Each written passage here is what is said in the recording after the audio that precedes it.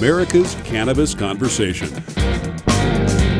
Heard every Saturday and online at americascannabisconversation.com. We're part of the W420 Radio Network, and each week we provide you with information, education, and insight into the exploding medical and recreational cannabis industry. You'll hear from industry leaders, elected officials, local experts, detractors, and more. Learn how to build your own cannabis business, how to grow the product, what's legal, and where it's legal. Tune in each week to hear updates from the National Cannabis Industry Association in Washington, tips on investing in cannabis markets, personal success stories, and more. It's now time to join America's Cannabis Conversation. Time now for another intriguing tale on the ever-fascinating cannabis trail with W420 Radio Network's lifestyle correspondent, Rich Wolkoff. Hey, today we're going to do a little time traveling. Let's go back into the Wayback Machine, like 1971, the year the Pentagon Papers were published by the New York Times. The voting age dropped from 21 to 18. Starbucks opened its first coffee shop, and Richard Nixon launched his war on drugs. How'd that work out? Well, today we welcome in two of the original 420 Waldos. I guess the war on drugs didn't work out too well, guys. And you guys coined a phrase that has lived beyond its years. Amazing. So thanks so much for making the time. Dave Reddix, Steve Capper, two of the original Waldos and the 420 guys. So tell me how this came about. I know you've told the story 50 million times, but once more for the America's Cannabis Conversation. Back in the 70s, early 70s, we were... there wasn't much going on. You'd go to a football game on Friday night and cruise around and look for parties, right? So we're sitting under the grandstand smoking a doobie going, what are we doing here? There's got to be something better than this. So, Steve, go ahead. Well, we first started with something called safaris. I was reading, my brother had Rolling Stone magazine, which in 1971 was total counterculture. Nobody got that magazine at all. And I was reading an article about down in the South Bay, there were some scientists that were developing the first holograms. And back then, 71, like images made, three-dimensional images made out of laser light, it's total science fiction.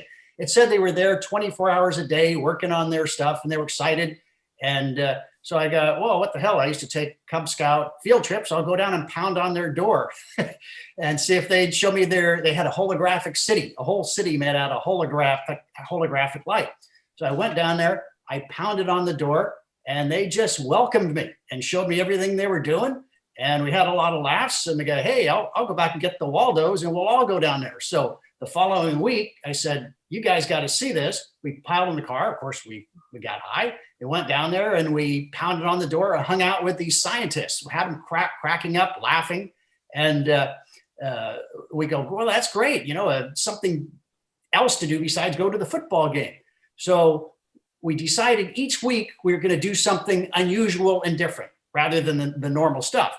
And Dave named these little adventures. Dave?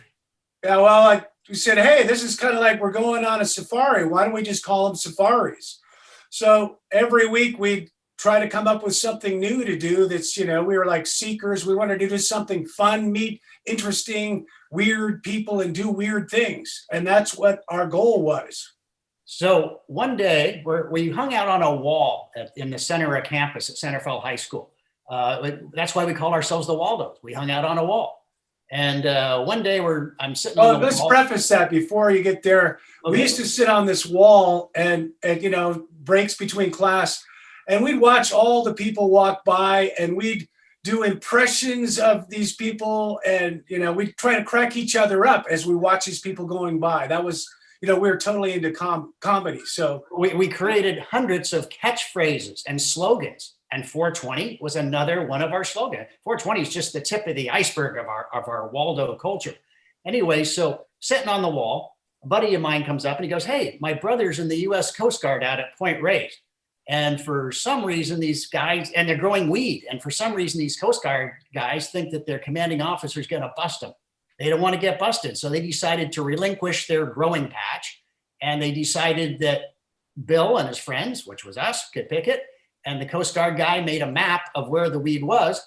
And I showed it to Dave. Dave got excited. Oh yeah, it was like a no-brainer. You're 16-year-old kid, you have no money, free weed. It's a no-brainer. So what about the 420 moniker? How did that come into play? I mean, one would think it's 4:20 in the afternoon. Let's get together. Let's get high. And by the way, for those out of the Bay Area, San Rafael High School, about 20 miles north of San Francisco, in the epicenter of the counterculture movement back a half a century ago.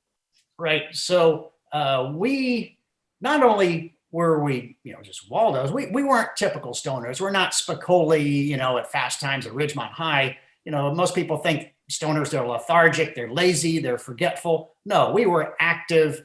We're getting awards for exceeding in classes. We were athletes, everything. But we weren't stupid stoners. No, absolutely not stupid stoners. Not everything you see in movies. So a couple of the guys had football practice we got out of school around 3:00. It was a flexible schedule. Some got out at 3:10, some got out at 3:15. So a couple of the Waldos, they had football practice about approximately an hour. So we decided to meet. There's a statue of the chemist Louis Pasteur, who invented pasteurization. And we decided to meet at the statue of Louis Pasteur at 4:20 to get high and go find this weed that the guys in the Coast Guard were growing. So we would remind each other in the hallways all day long. We'd see each other and we'd nod, smile, we go 420 Louis. 420 Louis. And then, of course, we meet, we smoke, we go look for the pot. After about the third week of trying to find it, we just dropped Louis and we just smile and we go 420. We knew that we could use this little code. It was our secret code, and we could use it, in front of our teachers, our parents, cops. Nobody knew what we were talking about. We referenced 420 and we knew what we were talking about, but they didn't. So it was our own secret little code. And it passed from us to our younger brothers, the class behind them. We went away to college. We used it with people, from other cities when we were away at college, and it spread. And then there's the Grateful Dead one of the Grateful Dead connections with Dave. Go ahead, Dave. Oh, my brother Patrick, he was friends with Phil Lesh for like 50 years, and they're good friends. And in 1975, the Dead took about almost a year off. And so Phil started a couple bands. One was called Sea Stones, and the other one was called Too Loose to Truck. And he asked my brother Pat if he could manage them, and Pat said, sure. And Pat hired me to be a roadie for these bands. And we were getting high backstage with, I was getting high backstage with Phil Lesh and guys like David Crosby and Terry Haggerty of the Sons, who was in Too Loose to Truck. And I started spreading it around that way. And over the years, the Dead crew were using it a little bit, and then it spread out. So and then there was another thing, Waldo and Mark. By the way, there's 5 Waldos. There's Dave, there's Steve, there's Mark, there's Larry, and there's Jeff. And you can switch out one Waldo for the other in an interview. It's kind of like the Three Stooges. You could bring a Shemp in for a Curly. It's kind of like changing deck chairs on the Titanic.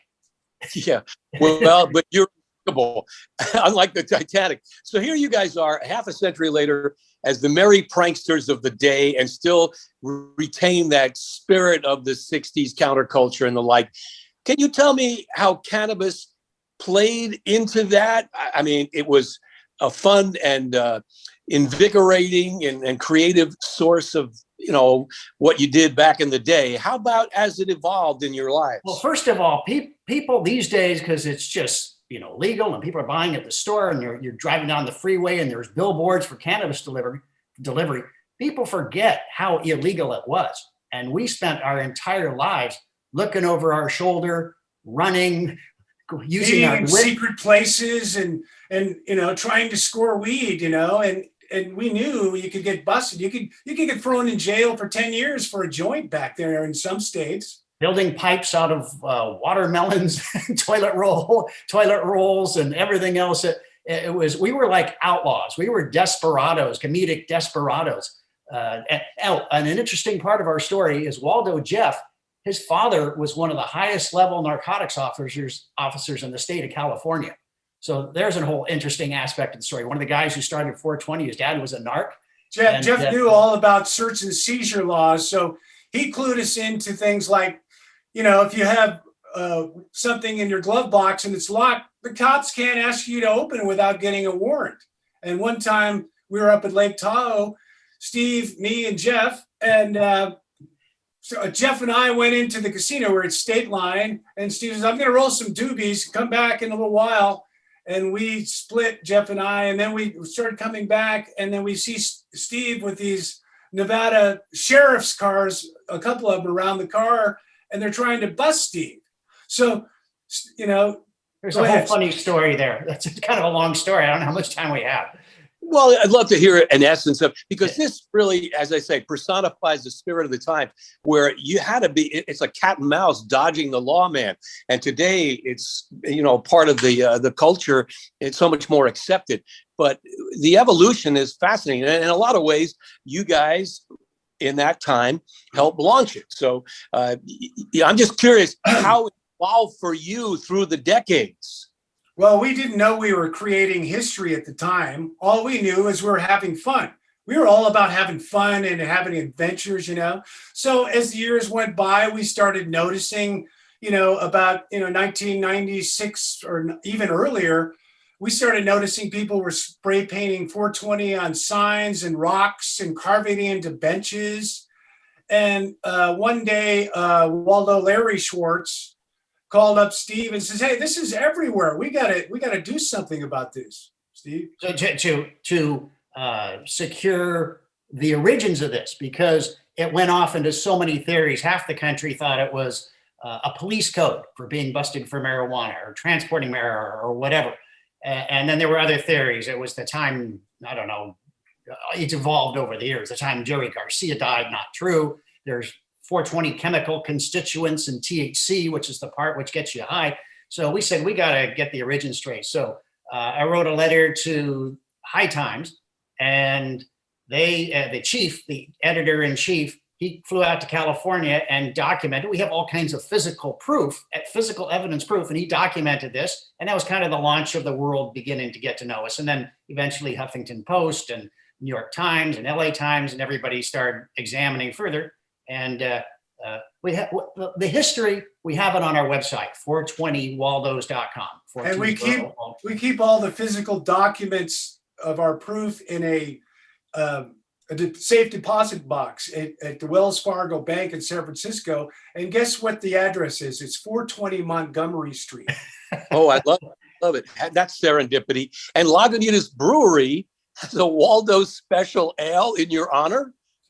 Yeah, about 10 years ago, Lagunitas was doing some experimentation with different beers, and they were doing, like celebrity beers, like with Frank Zappa and family and other rock stars, and they had these psychedelic labels, and they're creating these beers. They were like, just one-off beers. They contacted us, and they said, "We'd love to do a beer with you guys." So we said, "Yeah, that would be cool." So we went up there and we picked out all the hops, and we wanted to pick the hops the dankest and smelled mostly like marijuana and tasted like marijuana. So we picked out the hops, they brewed it up, and they released it. And it's seasonal. They start brewing it about a month or two before 420. The carton that has the beers in it, it has our story on the outside. So there's the story is woven into all their marketing. Now, it's not like the High Hops, which is a non-alcoholic beer infused with cannabis. This is how would you describe the Waldo Special Ale that Lagunitas makes? It's beer, but it's with the hops that you guys selected or preferred? Yes. There's actually a video on our website of us going around. It's pretty funny, of us selecting the hops. It's tragically hip. Yeah. So tragically hip. So you guys say that you belied that stoner, deadbeat image a half a century ago. What did you guys do with your careers? You five, the so-called Beatles of 420. What did you guys do with careers and lives and such? Well, I started off in broadcasting. I was a disc jockey up at Lake Tahoe. And then I got into television production. I worked over at KPIX for a few years.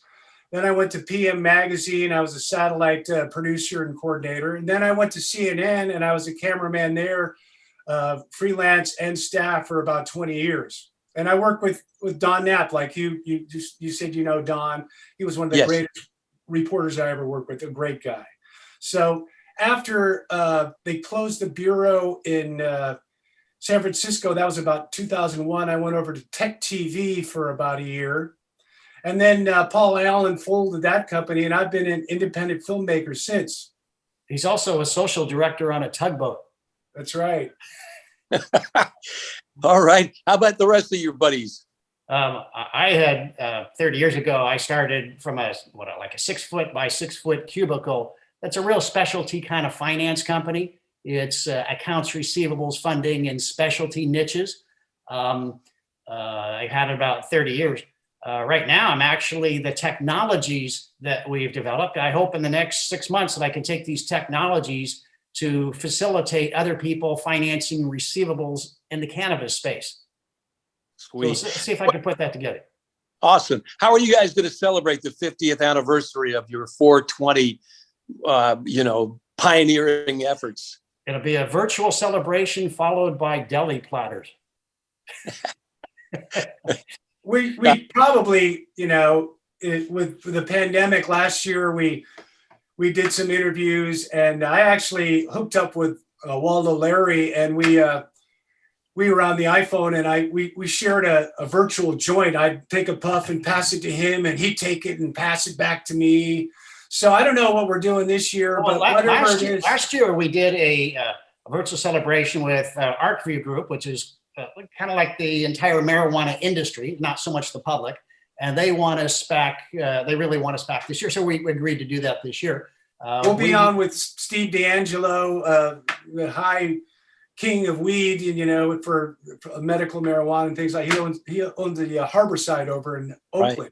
Right. Yeah, we appeal to a small select group of confused people. Well, what's cool is that you're Zooming and you're on Zoom. So it's all how appropriate. Guys, it's been awesome catching up with you. Congratulations on this iconic half century of the 420 Waldos. You deserve all the accolades you've gotten, and great luck in the future. If you want to hear more or listen again, go to the W420radionetwork.com/archive. Rich Walcott with the Waldos, the 420 founders, Dave Reddix and Steve Capper. Thanks, guys. Thanks, Rich. Thanks for having us. Happy 420. Right on. We'll be right back.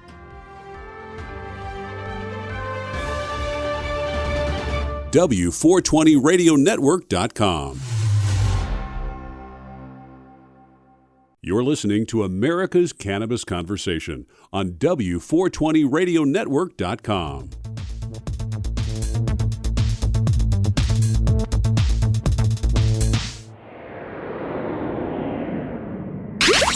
It's time for Women in Cannabis on America's Cannabis Conversation, part of the W420 Radio Network. Didn't you get the memo? Here's Chase Roberts. Welcome back to the conversation. This is Chase Roberts, Women in Cannabis correspondent for the W420 Radio Network. It is my pleasure to introduce Ellen Komp, a woman of many talents, a marijuana activist since 1991, previous editor of Hemp World magazine, author at Cannabis Now, High Times, and Leafly, amongst others, and runs veryimportantpotheads.com and tokenwomanblogspot.com. She is currently the Deputy Director of California NORML. Ellen, welcome. Thanks for being here. How are you? I'm great. Thanks for having me. You know what, Ellen, what an illustrious career. When you first started as a volunteer at NORML, and then served on the board, could you ever imagine that you would someday be the deputy director? No, and in fact, I didn't realize I'd be working on it for 30 years and counting. I thought it was going to be a slam dunk, and I started as a hemp activist, went over to maybe medical marijuana just to help patients who were approaching me who needed help right away, and that turned into a whole 20-year project. And now there's a lot to iron out about the legalization part in general. So did I ever think I'd be deputy director? No, I was just a volunteer petitioner, and I didn't think it was going to be a lifelong commitment necessarily, but it's been quite a wild ride. I don't think I'd do it any other way. I can only imagine. And you know what? Let's refresh our listeners. What is NORML and what is the mission statement of NORML in case they do not know? Yes, NORML is the National Organization for the Reform of Marijuana Laws. It was founded in 1970 by a man named Keith Stroup, who went around and worked for first decriminalizations when they were still putting people in jail for a joint, across the country. So California NORML, who I work for, started in 1972 and is the state chapter of National NORML. And so we work largely on state issues in Sacramento, but also across the state and also with the California congressional delegation on federal issues, which are finally starting to see some action after many years of nothing, through all the Just Say No 80s and on up until very recently. So now with all the states that are, moving to legalize not just medical, but recreational, it's really bringing a lot of pressure for some kind of federal change. And as you probably know, there's a few possibilities floating around right now. Absolutely. That, the tide is trying to change thanks to groups like NORML.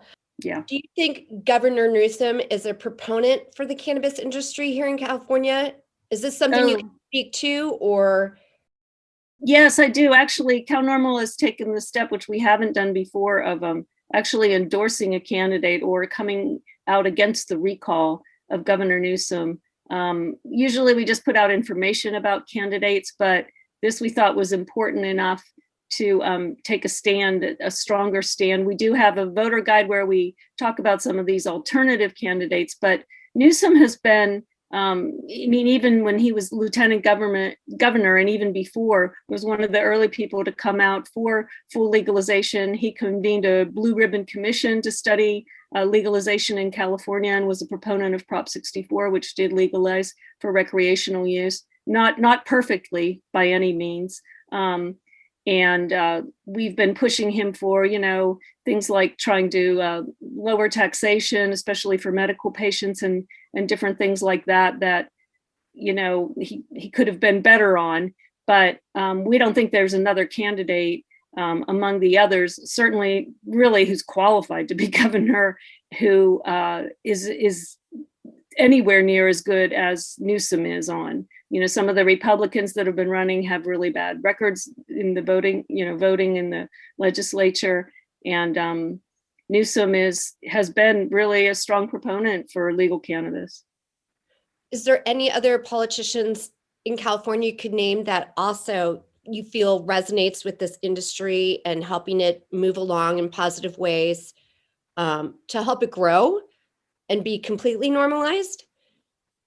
Yeah, well, there's, the three legislators, including our current Attorney General, Rob Bonta, who drew up the laws that became MCRSA that regulated medical cannabis and then recreational cannabis in keeping with the federal mandates and things like that, and really kind of got the industry going.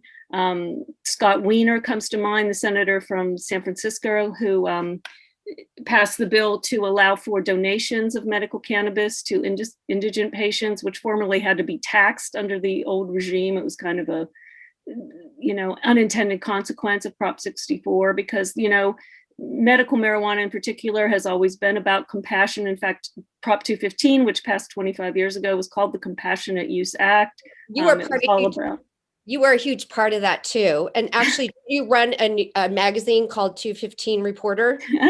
I did. I co-founded a magazine, 215 Reporter, which was the first. It was kind of court reporting because people were still being dragged into court for many years after that for federal law. In fact, there's still at least one guy in prison, Lou Scarmazzo, serving a 20-year sentence for running a dispensary in Modesto. Yeah, and you're actively pursuing getting rid of expunging records that aren't just. That's what. Yeah, expungement's been a real thorny thing. There was a clause in Prop 64 to allow for someone to petition to have their past records expunged. And someone got up at a meeting with Rob Bonta, who was then in the legislature, and said, why do I have to go through all the time and expense to do that? Shouldn't it be an automatic process? So he actually passed a bill, 1793, to supposedly automate the expungement process. It turns out to be, like many things, a lot more complicated than that. And so I've been trying to watchdog around the state along with some other groups to really nail down where it's happened. How does it work with companies that do background checks, employment background checks? Are they required to have the latest information? Because every court has to actually change their records and send that information to the Department of Justice in California. And it's been very spotty how that's happened across the state, just like a lot of different things are, And so I still continue to recommend, if someone really wants to know their record is clear, to go through the petition process, which you can do yourself. You don't really need a lawyer to do it. There are legal aid societies even that'll help. And there are ways that you can verify online at the Department of Justice website in California. You can look at your own criminal record, so you can see if it's been expunged there. I'd like to hear from more people to see if they've checked that, to see if that's really happening, because that's, you can lose a job, and there are all kinds of things for a past, marijuana record for something that's now totally legal to do. Yeah, or not be permitted opportunities to even begin with at all. And, changing gears a little bit, you were quoted in several press accounts talking about the ACLU report and the yearly crime report from the California District Attorney showing continuing disparities in arrests for marijuana among people of color. And then NORML, you guys did your own analysis and found that when adding in crimes other than possession, the arrest disparities are even worse. What would you recommend to our listeners if they proactively would like to help have a shift there? Is there anything, grassroots efforts listeners can do? There was another really good report that I have up on my website. I'll look it up as we're talking, who put it out, that really drilled down, sometimes neighborhood by neighborhood. Another thing that's happening, what we really need for activists is to them get active on the local level, because the local level is what's really choking a lot of licensing that's happening. 2/3 of the state still isn't licensing cannabis businesses, and what's happening is NIMBYs are showing up, or like reefer madness people are showing up at local meetings and stopping things from happening. But this report that happened studied the tax money that was generated by, the local tax money that was generated by cannabis businesses that have opened in cities, and found that a lot of it is going back to police. And they're continuing, as we just said, to arrest disproportionately people of color for marijuana with cannabis tax money. So go where the money is and start there. Yeah. Right. Like, follow the money, follow the agendas of your local city council, board of supervisors, see when they're bringing up, the police budget or the sheriff budget, or designating the cannabis tax money, and follow where it's going, because the stated purposes of Prop 64 were actually to lift up those communities, to have the tax money go towards social programs and things, not to police that are continuing to make the problem worse than it ever was, really. Right. Give me a minute and I'll find, if people just search like say ACLU at canormal.org, or here's racism and drug testing. Oh, here it is. Link between cannabis racial arrest disparities and tax dollars for police studied. So there were these two reports that came out last June from like UC Davis and something called Youth Forward, that, like I said, just really went to the arrest disparities and then the police benefiting from local cannabis tax dollars. And it was really a blockbuster report, very well done. That is a really good tool for activists. I also have on my website a local activist toolkit, to sort of counter some of the reefer madness style objections we're getting to local. And another level that we're going to work towards is consumption rooms for cannabis. You know, it's legal, quote unquote, but there are very few places where you can consume cannabis. They're trying to pass laws to make it illegal to use in any apartment building or any new constructed apartment building. We've been able to fight that off in a couple different places. Those are being pushed by anti-tobacco folks with tobacco money, but they're lumping in cannabis. We're trying to get consumption rooms, you know, like a sort of lounge or something. And there are several of them around, you know, in San Francisco and other places, but there has been resistance to opening that. And so I have this local toolkit together that you can find on our site that has, you know, these studies. One of the best things NORML does is we have someone whose whole job is designated to look at all the studies that come out on cannabis and to put out, you know, solid scientific information to counter some of the, you know, misinformation that's still rampant in this issue. You know? A lot of misinformation, and it feels like the bigger the industry gets, the more misinformation is out there. Yeah. Speaking of which, you've been in the industry so long that, you know, I find it interesting. You've had your website since 2001, famouspodheads.com. Very important potheads. Oh, there we go. I love puns, God forbid me. Why don't you tell me a little bit about that website? Well, you know, I started activism with Jack Herer, the author of The Emperor Wears No Clothes, which kind of blew the lid off the whole hemp. You know, his theory was there was a, you know, conspiracy to keep hemp down and tie it up with marijuana. Whether that's true or not, there was a lot of good information. And he had a section of his book that was famous people who used marijuana, people like Louis Armstrong and stuff. So I was on the streets for years with this, you know, petitioning and stuff, and with this book. And I found the thing that really changed people's minds is if there was someone that they knew and admired who used it and wasn't just, you know, a worthless suck on society, living on their, you know, living in the basement of their, you know, father's house or something. Articles too about women. We'll get to your book in a minute, but you've also written articles where you call out some of the famous people, like, you know, the proponents like Charlize Theron and Susan Sarandon and Whoopi Goldberg. I mean, now more than ever, people I think are willing to attach their name, you know, if they're famous to. That's really been an evolution. I mean, when I started that website, so I started doing, you know, reading biographies and autobiographies and trying to ferret out people, you know, like maybe more unusual, not just Tommy Chong. Yeah, we know he smokes, you know. But so, and then of course I was always particularly interested if it was a woman who had a connection to it. And yes, you know, in the early days, I would often find out someone smoked marijuana because they were arrested for it or something. But more and more people, and in particular women, do feel able to, you know, speak freely about their marijuana use, not, you know, largely because it's legal now in many states.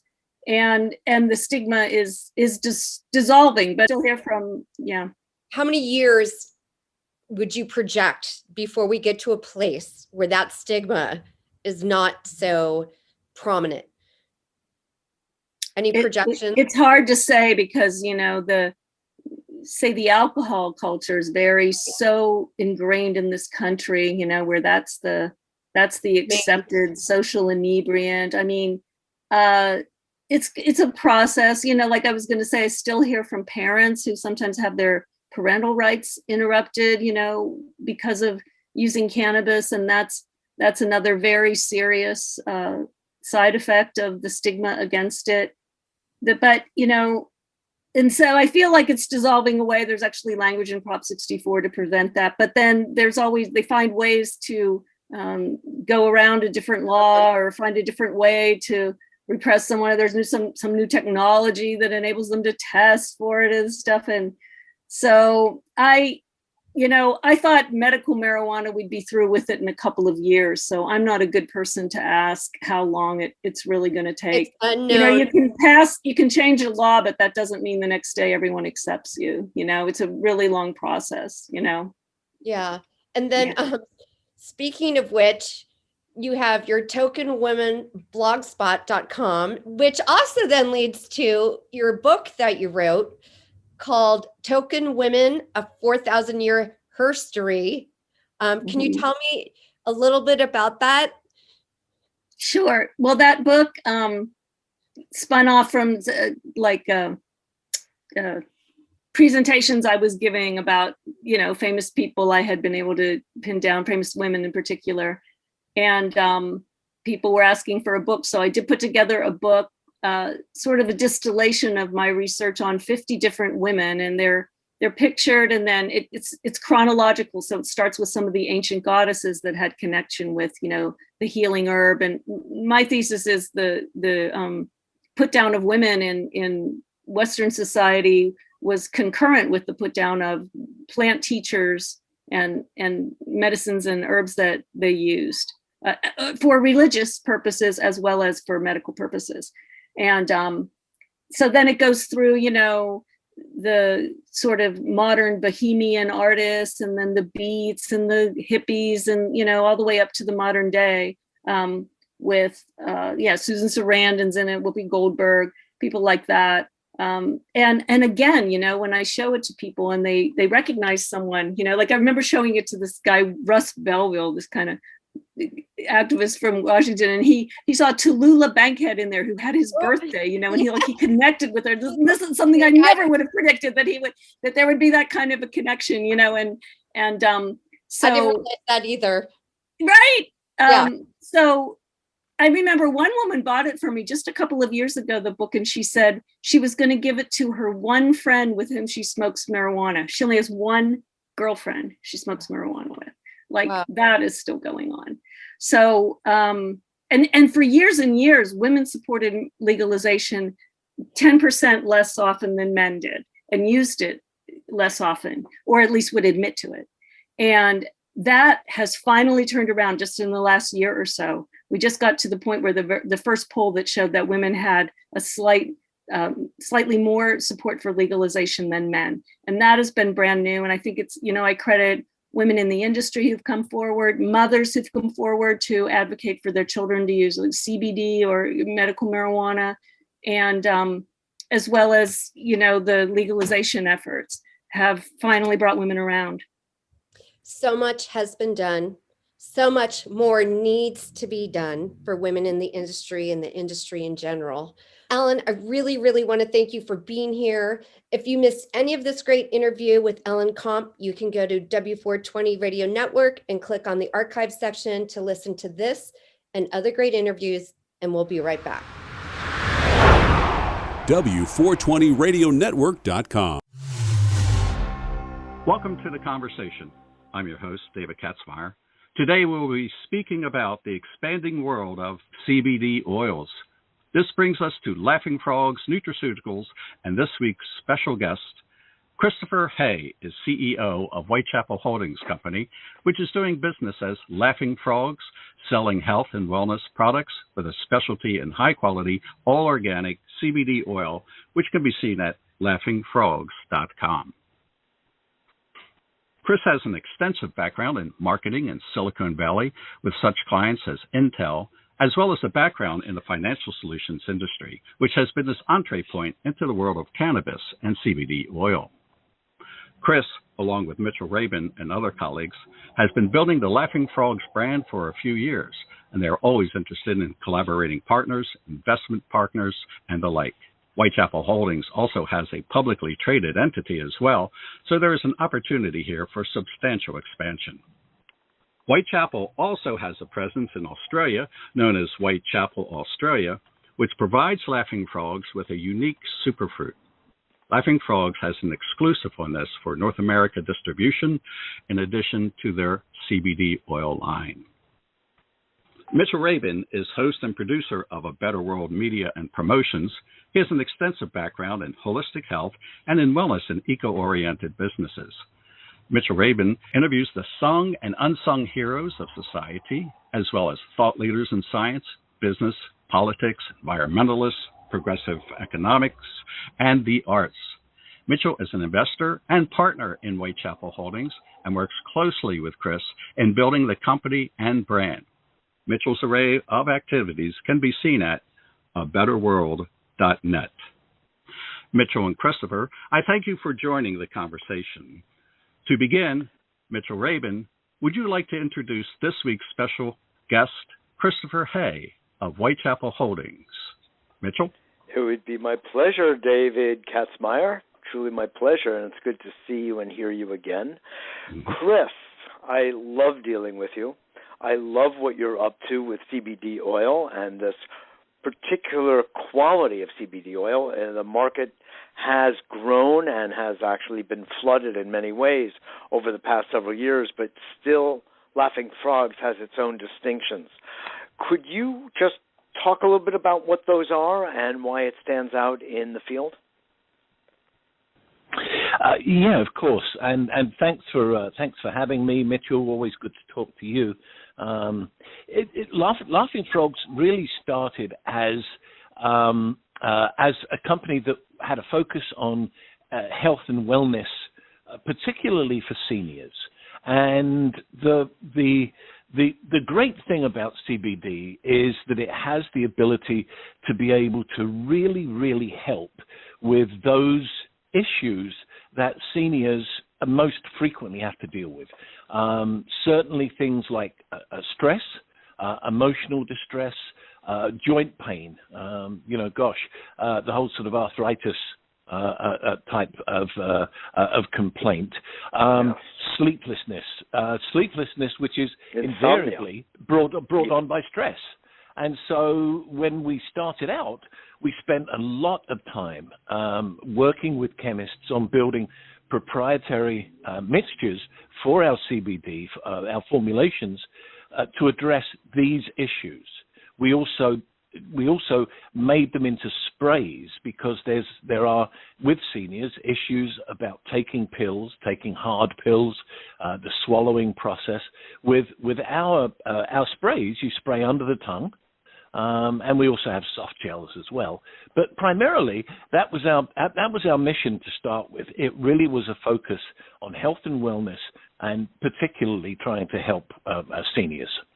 There's another dimension of what you're working on, Chris, that I've been seeing over the years, and of course I've worked shoulder to shoulder with you on that, is bringing in what we feel are good quality collaborative partners, joint venture partners, possibly investors, because this is such a hot area and it continues to grow, even though CBD oil has been, enamored by so many people at this point in time. There are many companies out there.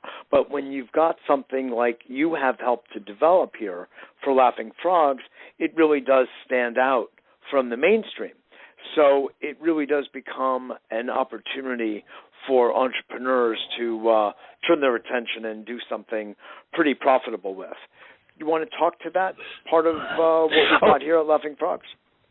Yeah, absolutely. One of my very favorite products is that we carry is Queen Garnet Plum, and Queen Garnet is exclusive to us in this country. It is a plum that was made basically by accident. The Queensland government, agricultural department of the Queensland government, were crossbreeding stone fruit, particularly plums, trying to breed a insect-resistant plum.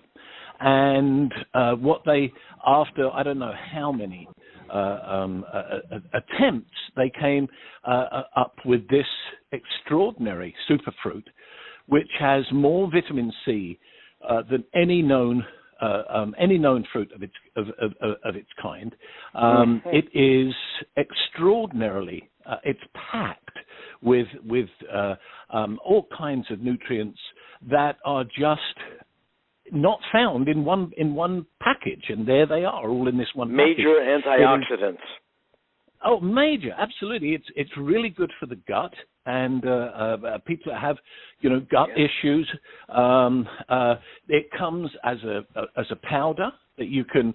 I use it, for instance, for a morning shake, and I mix it with a banana, and it just is great. And it also has a nectar, a juice a version which is absolutely 100% pure juice, which is it's thicker.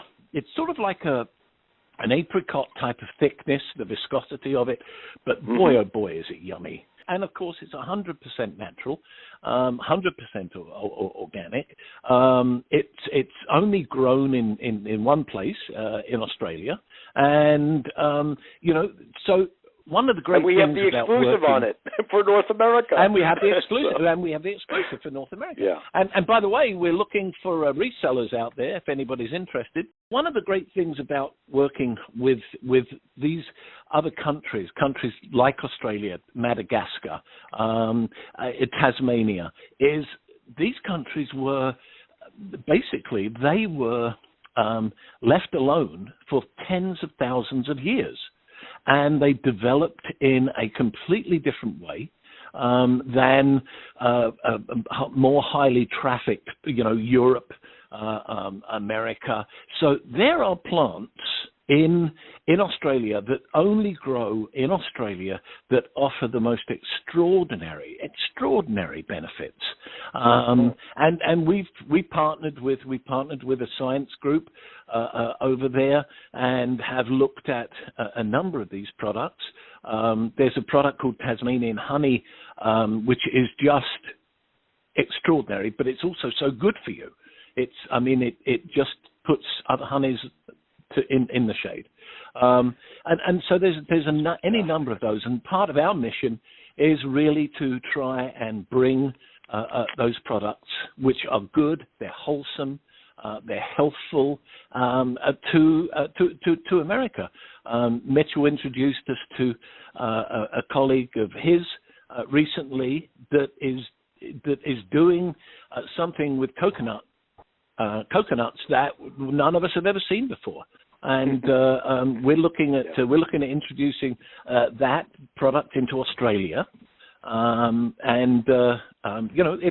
it's great to be able to be exposed to those types of products. That's really true, Chris. That's such I should say two other things. One is, as I recall, you're looking to integrate some of these products like the Superfruit, the Queen Garnet, into CBD oil. We're looking at playing around with the coconut in that way as well. And also something else that is so popular in the United States of America is the issue of weight loss, or I should really say fat loss. But hasn't it been found through some of the scientific research regarding the use of the drinking of and eating of the Queen Garnet that it has those kinds of weight loss properties? Well, great. You remember those rats? Reminder. Remember those rats? Yes. No. Great reminder. Thank you. Sure. Queen Garnet Plum is one of the few products of its type that has a fully published medical trials background. And the group at Queensland University that did the trials were absolutely amazed when they after analysis they realized that the product was not only good for the gut, but that it actually very effectively acted against obesity. And so to prove that, what they did is they did a series of trials in which they fed rats everything that a rat could desire in enormous quantities, and the rats, blew up. They became sort of football size, and after a period of time, they started to then feed them. They started to feed them Queen Garnet Plum, and they didn't stop actually feeding them the other stuff. They did cut it back, but they didn't stop feeding them entirely of the other good stuff. And sure enough, the rats collectively lost weight, and they lost significant amounts of weight. They then did a trial. They then did a trial with humans and had the same. I don't think they blew any of the humans up to a football size, but they did certainly have a significant result of Queen Garnet actually being effective against obesity. And the results are all published. They're all published, and Lindsey Brown, actually his professor, Dr. Lindsey Brown, who headed up the trials, is our chief scientific officer, because of exactly what we're describing. So Queen Garnet is extraordinary in that it has this history of clinical and medical trials, which makes it even more attractive to bring to people because, not only do you know what's in it, which is all good stuff, but it's actually been tested and proven. There are a number of other things with the juice, for instance, our nectar. We're looking at combining that with a CBD beverage, and I think that could be very effective, very, very effective. And the powder itself allows us to be able to combine that with other powdered type products, particularly for use in a shake type environment, where people are making up their own morning drinks or evening drinks. So yeah, we're looking at all of those things. That is excellent. I'm remembering that some of the people that Dave Katzmeyer has told me that listen into America Talking About Cannabis conversations are entrepreneurs, people who are looking for opportunities to enter this kind of space, cannabis, hemp, CBD. And one of the unusual features, Dave, that we have at Laughing Frogs / Whitechapel Holdings is that we also have a public face, and there are any number of opportunities that offers, as well as being a privately held company. We're dual action, you could say. Chris, I was wondering if you could say anything about that and how that feature may interest potential investors. Well, yeah, absolutely. But yeah, just before I go on to that, one of the things I'd also like to say, and this is a general statement that I think just needs to be said. CBD is legal in all 50 states. It is as legal as aspirin. You can buy it in every single state, and it was declared so by the Senate and by the Congress. And the fact that the banks of this country insist on classing it as a high-risk product, making it more expensive, making the online transactions more expensive for the distributors and the sellers, is just absolutely shabby behavior. Yes. Shabby behavior because they're preventing this product, which is a tremendously good product for seniors. They're preventing, because of this, they're preventing that product becoming available in some cases because of price, which is being artificially increased by these transaction costs. Yes. And it's just not right. Yeah. Anyway, I agree with you. Yeah. No, it's a very well made point. Very glad. That's my soapbox for the morning. Anyway, as far as entrepreneurs, or investors or partners, resellers, come all. This is a hugely, I think, opportunity-rich environment. It's not just about selling, CBD at Walmart. Certainly nothing wrong with CBD at Walmart, but that is a mass market product. And what we're talking about is really using and developing products that are very, very specific and niche driven, and I think can be hugely successful because of that focus. And to partner with entrepreneurs that are already maybe in that business, looking at that business, resellers that are looking for that they want to combine. We would love to be able to talk to folks about that stuff. Gentlemen, it's very interesting. A lot of guests that we had on the show have talked about the ordeals that they've gone through when they were doing startups for their CBD, for their dispensaries, for their growing businesses.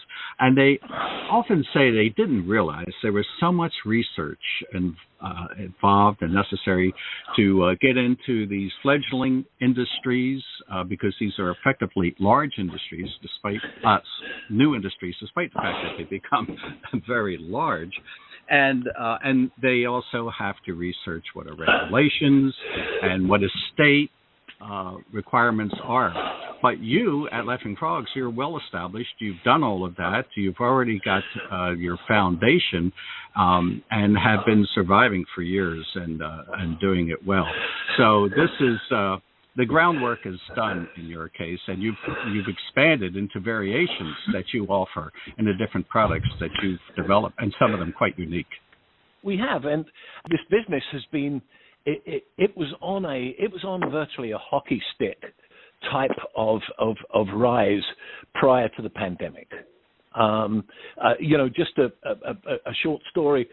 We had a number of retailers that were carrying our product throughout Northern California on consignment, and on the day that the government declared that the epidemic was here and they had to close, all non-essential services were closed, we lost all of our retailers on the same day. All of them. They all closed on the same day, and less than 30% have reopened. So 70% of them declared bankruptcy. This business got really.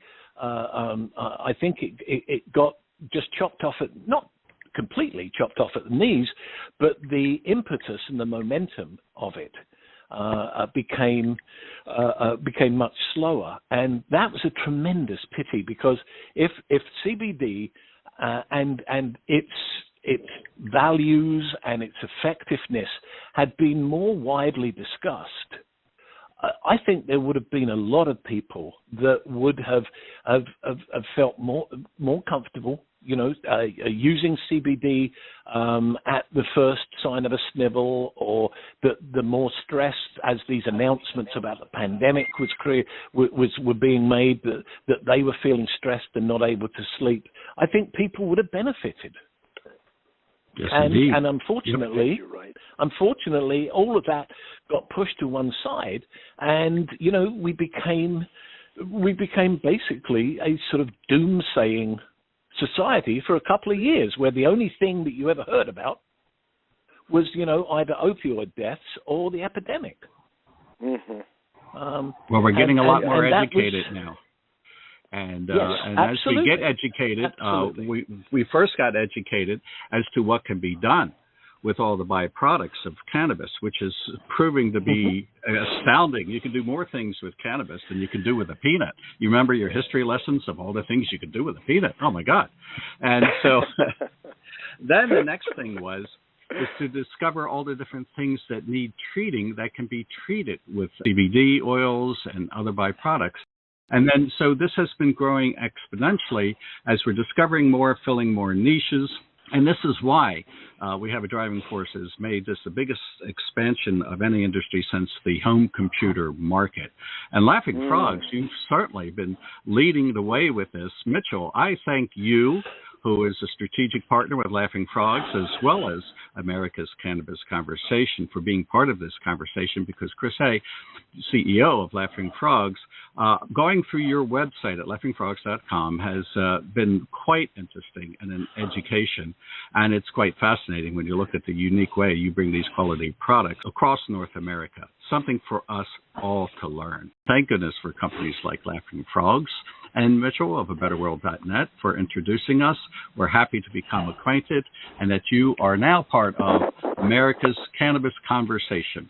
Chris Haigh, Mitchell Rabin, I thank you for being on the program this week, and thank you, the listener, for being part of America's Cannabis Conversation.